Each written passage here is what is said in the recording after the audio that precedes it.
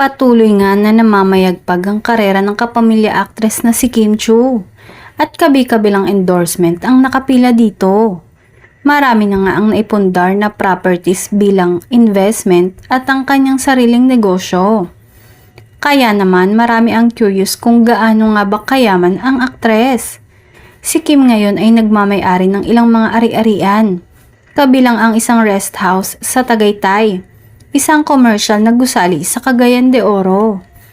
Naglunsad si Kim ng sarili niyang online na handbag shop na tinatawag na House of Little Bunny Philippines noong October 2022.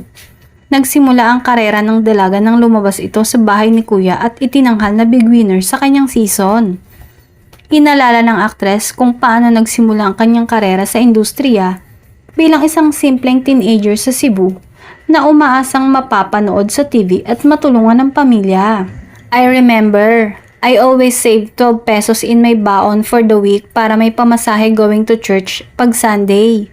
I always pray at the Santo Niño Church and part of my prayer is this too, pero dulo na dahil alam ko imposible and parang malabo lalo na yung una.